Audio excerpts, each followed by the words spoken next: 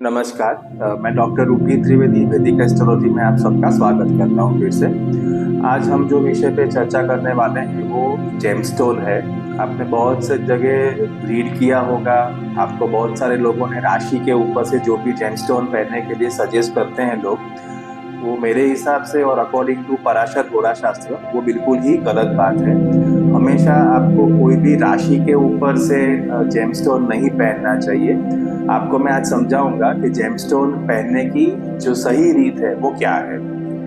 तो अब हम जानेंगे कि आपके लिए कौन सा जेमस्टोन है वो उचित है पहनना। तो सबसे पहले कुंडली में आपकी जो राशि है, चाहे वो सोलर राशि हो या ल्यूनार, मतलब सन साइन या तो मून साइन, उस हिसाब से आपको जेमस्टोन कभी भी डिसाइड नहीं करने चाहिए। आपकी कुंडली में हमेशा आपका जो लग्न स्थान है वो, या तो जिसको इंग्लिश में हम एसेंडेंट बोलते हैं, जब भी आपका जन्म हुआ है तब आपकी कुंडली में जो भी लग्न है उस हिसाब से आपके फेवरेबल या तो मैलिफिक प्लेनेट है वो पहले आपको डिसाइड करना चाहिए। तो फेवरेबल ग्रह जो भी है और उसके अंदर अगर स्ट्रेंथ कम है तो आप उसकी स्ट्रेंथ बढ़ा सकते हो।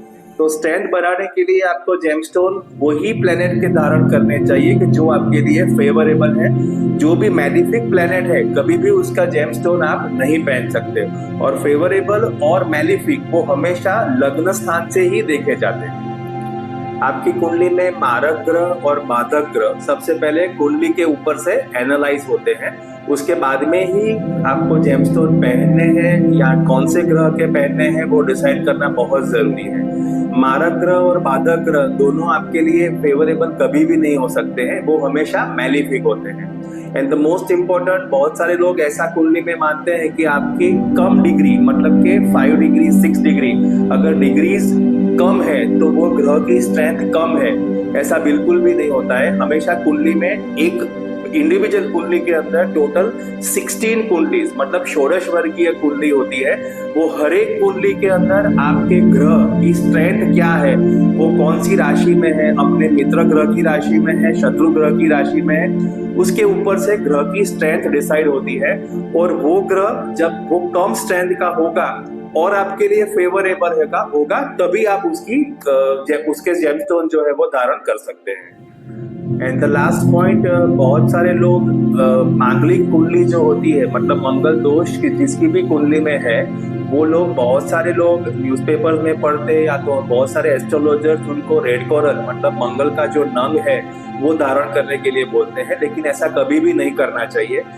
एक बात है कि मंगल के कारण आपका विवाह जो है विलंब से हो रहा है, या तो कुंडली में मंगल दोष है, और अगर आप मंगल का जेमस्टोन पहनते हो तो आप मंगल की स्ट्रेंथ को बढ़ा दो, तो मतलब आपका जो मैलिफिक पावर है मंगल का वो बढ़ेगा, नहीं तो कम होगा। तो हमेशा जिसकी भी कुंडली में मंगलिक दोष है वो कभी भी मंगल का जेमस्टोन नहीं पहन सकते। ऐसा माना जाता है कि चंद्र का मोती या तो बुध का ग्रीन एमरल्ड कोई भी इंसान धारण कर सकता है। तो स्पेशली स्टूडेंट लाइफ में जो एजुकेशन रिलेटेड है या तो जिसको बहुत गुस्सा आता है वो मोती धारण कर सकता है, लेकिन ऐसा बिल्कुल भी नहीं है। गुस्सा हमेशा चंद्र से ही आता है और चंद्र का मोती धारण करने से गुस्सा कम हो जाएगा, ऐसा नहीं है।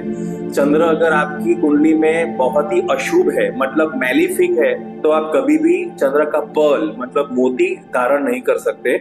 उसी हिसाब से आपके लिए बुध अगर मारक है, बाधक है, तो भी आप कभी भी वो धारण नहीं कर सकते। आशा करता हूँ कि मेरा ये वीडियो आपको पसंद आया होगा। वीडियो को लाइक, शेयर और मेरे चैनल को सब्सक्राइब करना ना भूलें। और कमेंट बॉक्स में आप हमेशा कमेंट कर सकते हो कि आपको कोई भी विषय के ऊपर चर्चा करनी है या तो आपको कोई भी सलाह की आवश्यकता है। नमस्कार।